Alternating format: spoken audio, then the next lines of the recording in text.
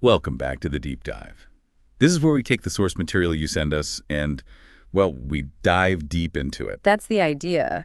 And you, our listener, you're someone who loves getting to the heart of things, right? You want knowledge, those aha moments, but without feeling buried. Exactly. So today we've got some really interesting audio snippets. They're from a recent, quite spontaneous trip to Japan. Yeah, actual conversations, travelers talking to people they met, talking amongst themselves. It's very raw. It is. So our mission today is to pull out the key experiences, the insights about Japan, about this style of travel from these chats. It's a personal glimpse, isn't it? Less formal than a travel guide, more about the feeling of being there. Okay, so let's jump into this main theme, spontaneity.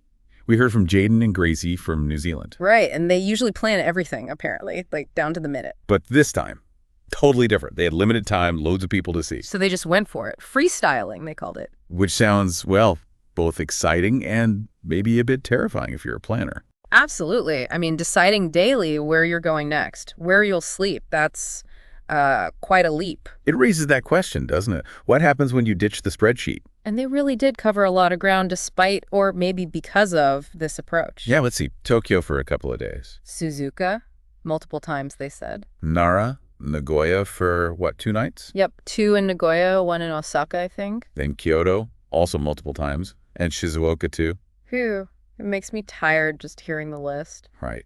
They specifically mentioned this go, go, go feeling, not much time for just relaxing. It highlights that classic travel dilemma, breadth versus depth, see everything quickly or soak in one place. A key question for you, the learner, maybe. Yeah. What's your own travel style? Do you plan or freestyle? And they were bracing themselves for getting sick afterwards. Oh yeah, that post-trip crash when the adrenaline wears off, totally get that. And maybe feeling a bit down about coming home, too, after all that intensity. That return to normal routine can be, well, a bit jarring sometimes. Definitely a sort of emotional come down. Your mind needs to catch up. Okay, let's switch tracks. Food, always a big part of travel. And for them, one place just kept coming up again and again. Japan's 7-Eleven. They called it the best shop ever, which is, pretty strong praise for a convenience store. It really is. Yeah. But it wasn't just like grabbing a quick snack. They were specific. Oh, yeah. Egg sandwiches were a big hit. Fried chicken sushi. Misokatsu curry bread, which, interestingly, they said you can't get in New Zealand. Huh. It makes you think, what is it about Japanese convenience stores? Is it the quality? The variety? It seems like it. They mention getting smoothies and sushi there pretty much daily. It was a genuine highlight. Imagine that. Your go-to food spot on holiday is the local convenience store. Speaks volumes, doesn't it? It does. Maybe about the standard of everyday quality there, even for quick, accessible food. Though it wasn't all 7-Eleven, they did make a point of finding a salad place, too. Seeking some balance. Good for them. The need for greens doesn't disappear on vacation. And there was that difference in opinion about raw fish. One loved sashimi. The other, not so much. A classic example of individual tastes, even when sharing an experience. They also talked about fried mochi with sauce. And that sushi from a train station, mushroom, egg, cucumber. Sounds interesting. It adds those little specific details that make the trip feel real, Definitely. Okay, so beyond the food, the audio also touched on their social connections. Right? They weren't just tourists wandering alone. They stayed with friends in Tokyo. Including one friend who was apparently super organized and helped with some planning. Probably a lifesaver on a freestyle trip. You'd think so. And it's funny how travel brings different parts of your life together. They met up with another friend. Oh, Zane, was it? From London? Yeah, who just happened to be in Japan, too. And his girlfriend's sister worked at the Four Seasons, which is how they connected. Small world. It shows how, global networks function these days. It really does. And another significant connection, one of them was traveling with their mother. For the first time overseas, I think they said. Yes. And apparently, the mother absolutely loved Japan. To the point of considering staying longer. Which really says something about Japan's appeal, doesn't it? Captivating across generations. Sharing that kind of experience, especially a first time, must create some strong memories. Absolutely. But maybe the most surprising connection was meeting Akira. Ah, yes. The person they knew from online English lessons. Exactly. From Cambly.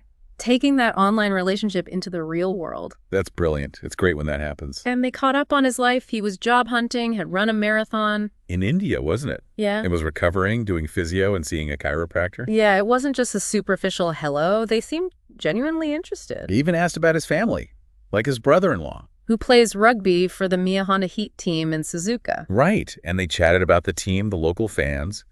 It shows a real depth to that connection. It's those personal interactions that often give you the best feel for a place beyond the tourist sites. Speaking of culture, they did try to delve into that a bit. They were curious about Shinto. Japan's indigenous religion, yeah. They picked up on its focus on harmony, peace. And noticed the temples everywhere, how beautiful they were. And they even learned the basic prayer ritual, bow twice, clap twice, small donation. That shows a real effort to engage, doesn't it? Not just observe. Definitely. It reflects a desire to understand something deeper about the culture. Another big observation. Cleanliness.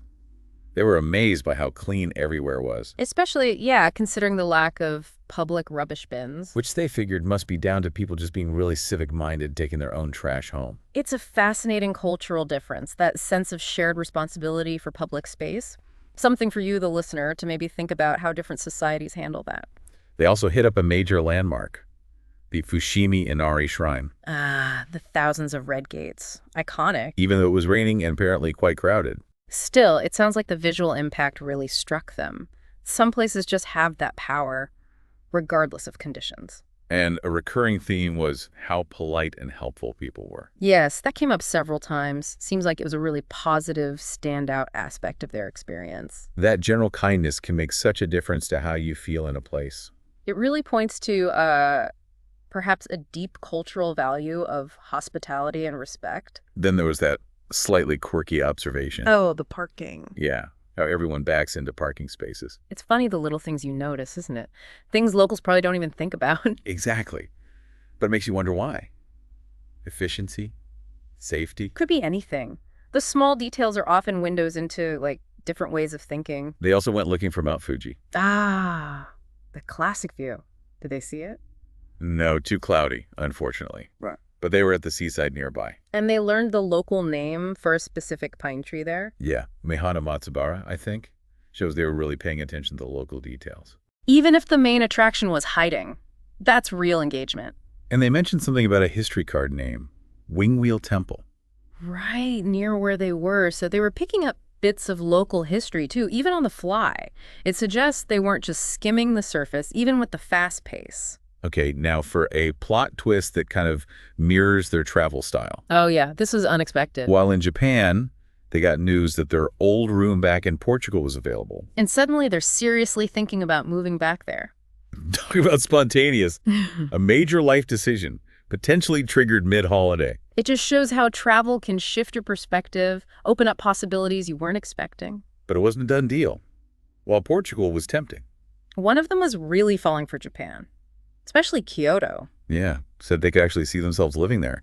Kyoto seems to have that effect on people. It does. That blend of history, beauty, culture, it leaves a mark. They did have some slightly more challenging experiences too, Nagoya, for instance. Good for shopping, they said. But finding restaurants was harder. Yeah, maybe less geared towards tourists, language barriers potentially being more of an issue. They even felt some places seemed hesitant to serve them, maybe worried about communication. It's a reminder that it's not always smooth sailing, navigating a different culture.